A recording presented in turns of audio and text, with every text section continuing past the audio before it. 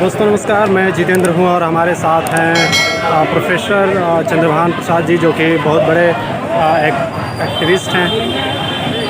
और आज जो है जिस तरीके से प्रोफेसर रतन लाल जी की गिरफ़्तारी की गई है, आज हम उसी सिलसिले में सर से बात करेंगे और जानने की कोशिश करेंगे कि आखिर ये गिरफ़्तारी क्यों हुई है, इसके पीछे वजहें क्या है, आखिर सरकार की मंशा क्या है कि वो यूनिवर्सिटी के जो प्रोफेसर्स हैं उन पर इस तरीके से हमला कर रही है। तो आइए हम बात करते हैं सर से। सर, ये जो रतन लाल सर की जो गिरफ़्तारी हुई है, इसको कैसे देखते हैं आप? देखिए, रतन लाल की गिरफ्तारी रात को 10:30 बजे हुई जी। इस तरह की गिरफ्तारी उनके विचारों की वजह से हुई है। उनका विचार शिवलिंग के बारे में कुछ और है जो पाया गया है बनारस में। जी। तो विचारों के आधार पर विचार से लड़ाई होनी चाहिए ना, पर क्योंकि आरएसएस कन्वर्सेशन से डरता है, डिबेट से डरता है, डायलॉग से डरता है, तो पता नहीं रात में कौन से विचार आ जाए रतन लाल को। तो रतन लाल तो बहाना है, अम्बेडकर नामा उनका निशाना। और दलित पॉलिटिक्स आज विलुप्त हो गई है। दलित नेता सरेंडर कर चुके हैं, दलित आंदोलन बंद हो गया है। कुछ दलित इंटेलेक्चुअल्स यहाँ वहाँ हैं जो अम्बेडकरवाद को की आवाज़ को बुलंद किए हुए हैं। आरएसएस को यह बात कभी नहीं मंजूर होगी कि उनकी व्यवस्था को कोई चैलेंज करे। तो रात को 10:30 बजे पुलिस वाले को उठा के और ये लड़ाई शुरू हो गई है। अच्छा, फ्राइडे नाइट की गिरफ़्तारी की गई है, तो इसके पीछे भी कोई राज है क्या? ताकि बेल मिले, दोपहर बाद करेंगे, बेल न मिले, बेल मिल भी जाए तो भी जेल में इनको मजा चखवाएंगे। यह professor Ratan Lal is a political prisoner. वह हिंदू राष्ट्र के राजनीतिक कैदी हैं जिन्हें एक षड्यंत्र करके रात को 10:30 बजे फ्राइडे को गिरफ्तार किया। लेकिन सर, जो हिंदुत्व है या आरएसएस है, ये ओबीसी SC ST को तो हिंदू मानती है, फिर भी इस तरीके से हिंदुओं पर क्यों अत्याचार है? दलितों को हिंदू नहीं माना। आरएसएस ने दलितों को हिंदू कभी माना ही नहीं। अगर माना होता तो मनुस्मृति को रिजेक्ट किया होता।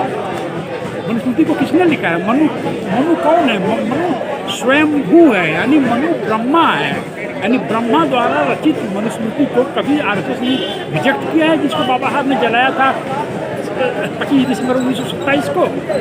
तो यह आरएसएस ने पूरे देश पर कब्जा कर लिया है। अब अम्बेडकर के विचारों को प्रचारित करने वाले लोगों को साइलेंस कराना है। रतन लाल को ऊपर मारो, थोड़े बाकी दलित इंटेलेक्चुअल जो है बेचारे छोटे छोटे जो हैं तो अपने आप शांत हो जाएंगे। सिंपल सी बात है, इतनी सी बात कौन नहीं समझ सकता है। रतन लाल को 10:30 बजे रात को ऐसा कौन सा गोला बारूद टैंक हथियार वो कलेक्ट कर रहे थे रात के इस रात को। तो ये है, दलित आरएसएस ने अपना युद्ध डिक्लेयर कर दिया है और हम लड़ेंगे। हम लोग जितना भी हो सकता है हम लड़ेंगे। सर, एक लंबी विरासत रही है, जहाँ तक देखें अम्बेडकर से लेकर के, चाहे वो फुले दंपत्ति हो, फुले साहब ने गुलामगिरी में कितनी सारी चीज़ें लिखी हैं। और गवर्नमेंट जो है, खुद महाराष्ट्र गवर्नमेंट हो या सेंट्रल गवर्नमेंट हो, बाबा साहब को भी जो है छाप रही है। तो क्या जो सरकार खुद उनके विचारों को छाप रही है, तो क्या उससे जो है हिंदू धर्म आहत नहीं हो रहा?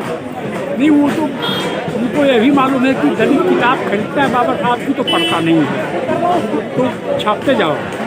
अगर उसमें से एक भी उसको पढ़ रहा है और पढ़कर उसका मीनिंग समझा रहा है, जैसा कि प्रोफेसर रतन लाल कर रहे थे, तो फिर उनको टारगेट है। आप बताइए, डिबेट करो ना कि ये जो ज्ञानवापी में मिला है ये शिवलिंग है। आप डिबेट करो, रतन लाल से पूछो, एक कॉन्फ्रेंस करो नेशनल टेलीविजन पर कि आप प्रूव करो। अब रतन लाल प्रोफेसर है, इनसे डिबेट करना है तो दरोगा को दे दो डंडा, जाओ रतन लाल को से डिबेट करके लाओ। दरोगा क्या करेगा? डिबेट करेगा कि हथकड़ी लगाएगा? तो ये है, लड़ाई है, हजारों साल से लड़ाई चलती रही है। रविदास को काशी के पंडितों ने चैलेंज किया गुरु रविदास ने, पंडित जी लोगों ने कहा हम 5 लोग हमेशा किसी क्रिया में शामिल होते हैं। तो काशी के 5 पंडितों को गुरु रविदास ने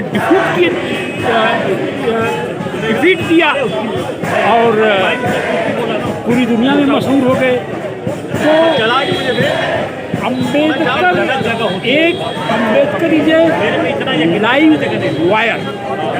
अम्बेडकर एक बिजली का जिंदा तार है, जो इसको टच करेगा उसे उसका भुगतान करना पड़ेगा। सर आनंद तेलतुबड़े हो, चाहे उस तरीके से रतन लाल हो, अभी लखनऊ के प्रोफेसर के खिलाफ भी इस तरीके से चीज़ें की गई हैं।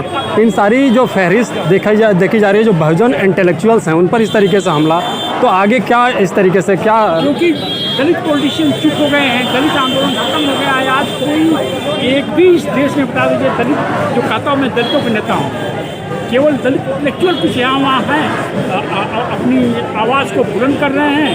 तो इसमें से जो सबसे पॉपुलर आजकल है उसी पर पहले हमला करो तो बाकी लोग अपने आप हो जाएंगे। सिंपल सी बात है। हाँ, लोकल एरिया में, बाजार में जो बड़े गुंडे को मार देता है तो जो मारता है वो बड़ा गुंडा हो जाता है। तो आरएसएस को लगता है कि रतन लाल को रौंद दो तो फिर बाकी लोग अपने आप सरेंडर कर जाएंगे, जैसे दलित नेता सरेंडर कर चुके हैं। तो ये सिंपल सी बात है। अब आए दिन लगातार अत्याचार जो है बहुजन समाज की जो बहन बेटियां हैं उन पर भी हो रहा है। दलित मूछ रखता है तो दिक्कत हो जाती है, बुलेट से चलता है तो दिक्कत हो जाती है, कोट टाई पहनता है तो दिक्कत हो जाती है, घोड़ी पर बैठता है तो दिक्कत हो जाती है।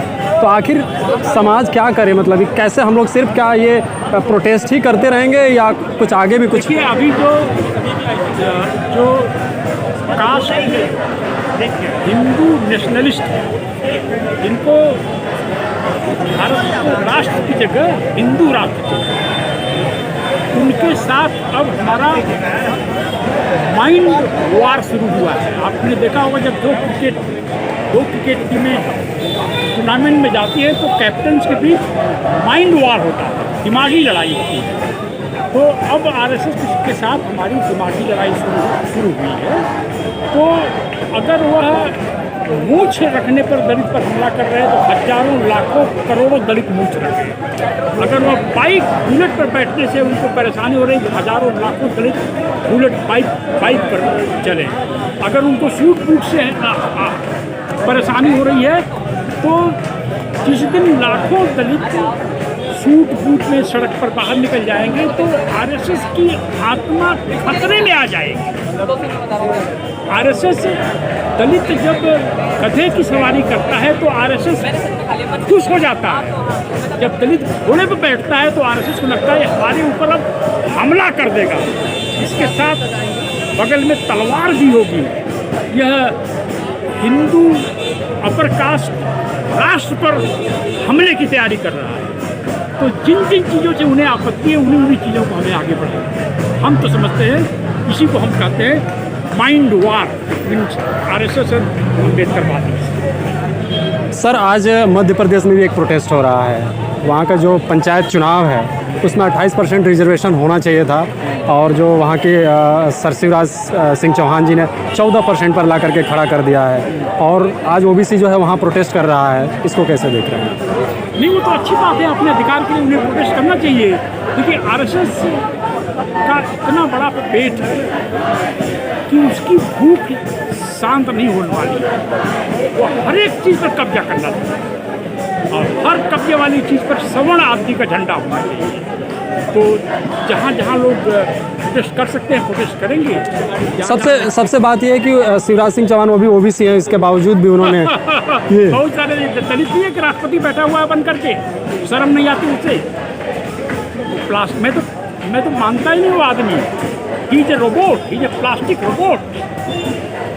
तो देखिए दुनिया में ऐसा हुआ है ना कि जब हारने वाली टीम के जनरल्स और कर्नल्स ब्रिगेडियर्स अपोजिट सेना में जाके शामिल हो जाते हैं। तमाम दलित एमपी एमएलए हैं ना बीजेपी में, तो एनिमी कैंप में शामिल हो गए।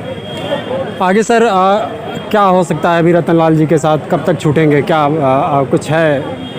देखिए दलित शायद बंदूक की लड़ाई में पीछे हो जाए, दलित शायद धन की लड़ाई में पीछे हो जाए, दलित विचार की लड़ाई में पीछे नहीं होंगे। और दलित के पास आर्गुमेंट्स है, दलित आर आर्गुमेंटेटिव बाई नेचर।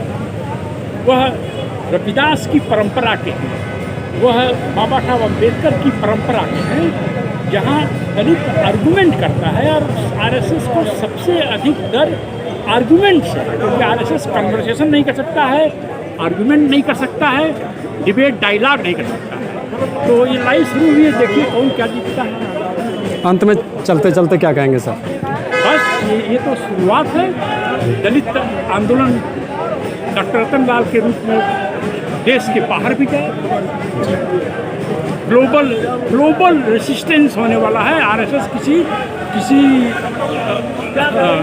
भ्रम में नहीं रहना चाहिए। आरएसएस को ग्लोबल रेसिस्टेंस होगा इसका।